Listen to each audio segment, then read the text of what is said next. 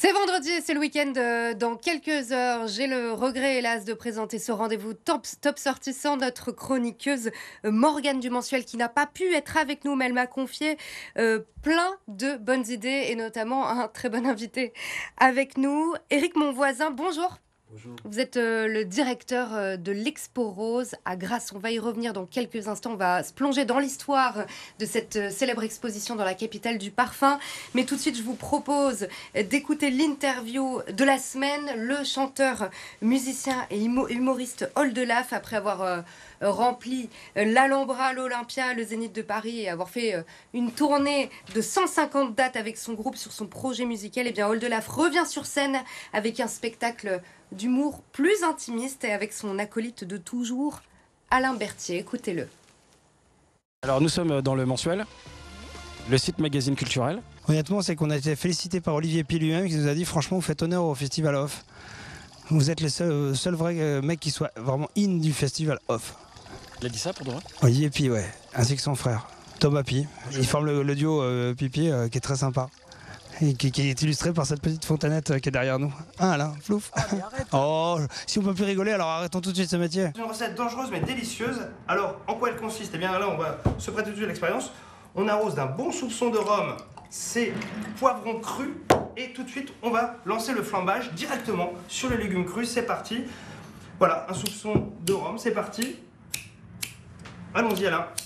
C'est une recette dangereuse. Ne le faites pas forcément chez vous, même si on essaie de vous l'apprendre aujourd'hui. Pour pouvoir faire un truc vraiment qui soit en tout cas vraiment dirigé vers l'humour et l'esprit de camaraderie et le chahut. Ça, on aime bien le chahuter avec Alain. Et donc la forme et le projet Michel Montana nous permet d'assouvir cette envie. Ouais. Allons-y. Vous allez préparer un briquet de rechange, non?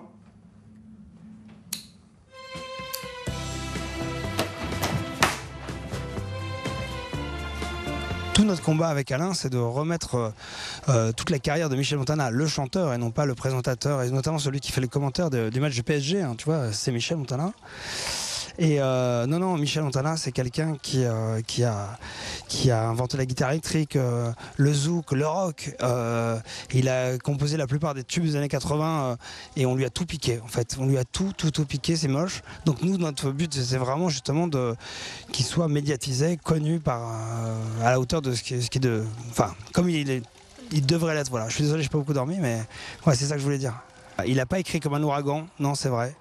Mais il aurait pu, parce qu'il avait la sensibilité la même que Stéphanie de Monaco. Ce sont des êtres comme ça à fleur de peau, qui adorent la mode et la chanson. Et le pouvoir et le royalisme. Et la royauté. Ça veut dire je t'aime, mais en pigeon.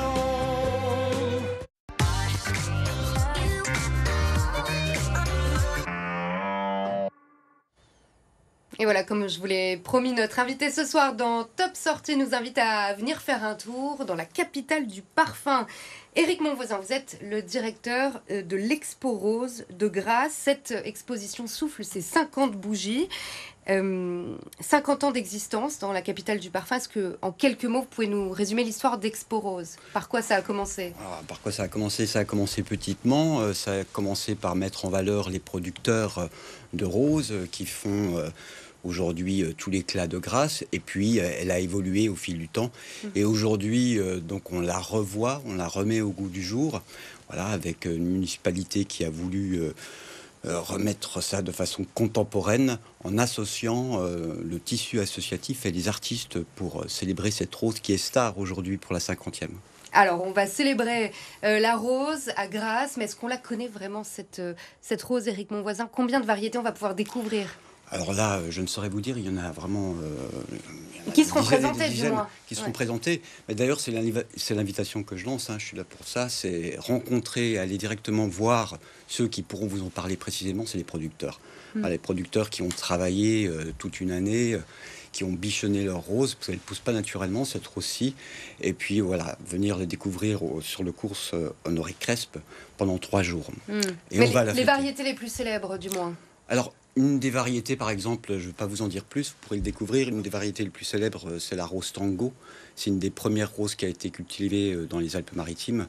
Voilà, il y en a plein d'autres, mais je vous le dis, voilà, venez rencontrer les producteurs qui pourront vous en parler plus précisément. Bien sûr, on viendra, on rappelle les dates avec vous justement de l'Expo Alors, Rose. l'inauguration le 12 à 18h30, c'est un moment, un grand moment.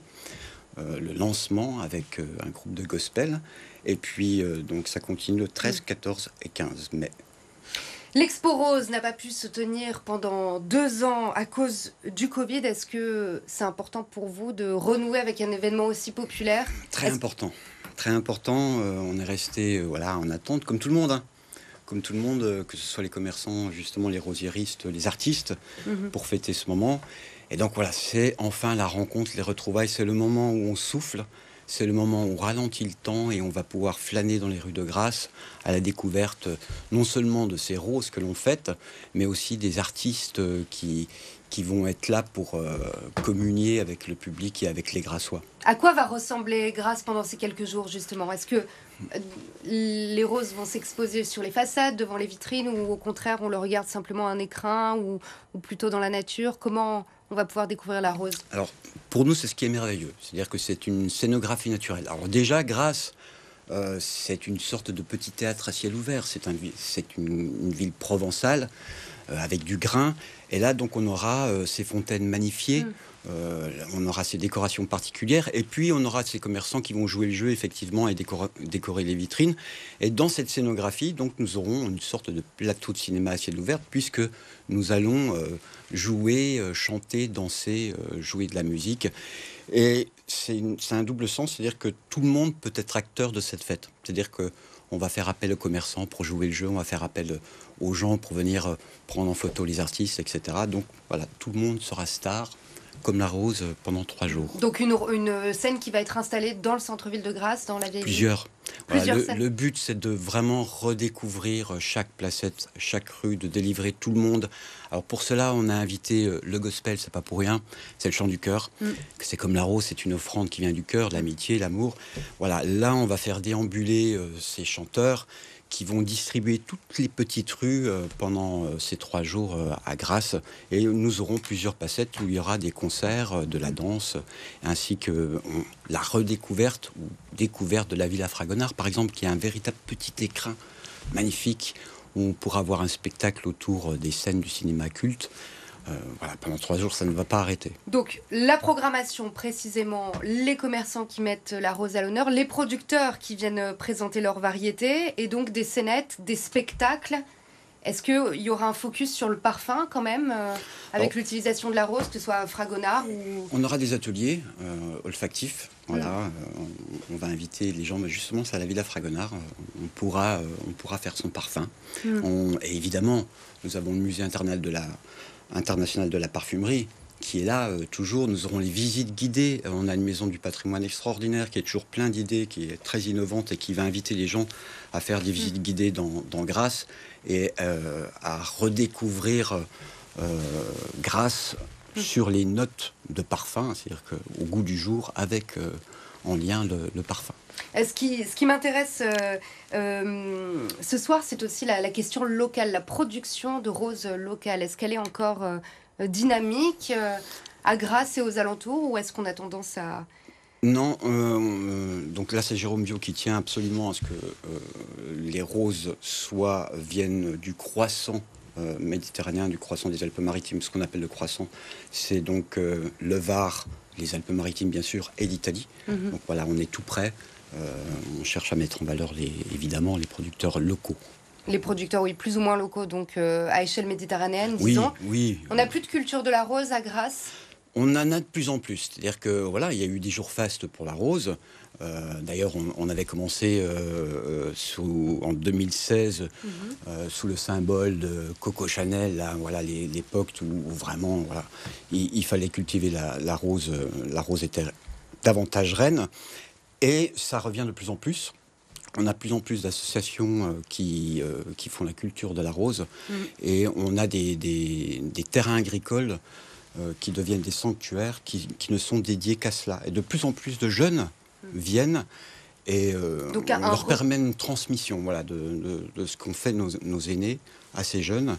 Et aujourd'hui, oui, on cultive de plus en plus la rose à Grasse. Un regain d'attractivité en quelque sorte pour une culture ancestrale. Est-ce qu'il y a une particularité à cette édition autour de la rose? En plus, c'est une édition des retrouvailles 2 ans après. Oui, c'est une édition des retrouvailles, c'est une sorte de bilan, c'est-à-dire que la thématique est là. C'est-à-dire qu'on s'est rendu compte qu'au bout de 50 ans, qu'elle était toujours dans le cœur des gens, elle était vraiment ancrée dans le cœur des Grassois, parce que non seulement c'est une conjugaison, non seulement c'est culturel, mais c'est aussi un patrimoine, c'est un patrimoine que l'on peut encore toucher, transmettre. Donc ça tient au cœur. Donc cette 50e, c'est devenu un classique. C'est pour ça qu'on a dit un classique, avec ce double sens de pouvoir participer tout à chacun à cette fête. La rose, la fleur du cœur, la fleur éternelle, c'est votre message, Éric Monvoisin, ce soir. Directeur de l'Expo Rose à Grasse, on vous retrouve et on retrouve toutes ces animations à partir du 12 mai à Grasse. Merci infiniment d'être venu sur notre plateau. Merci.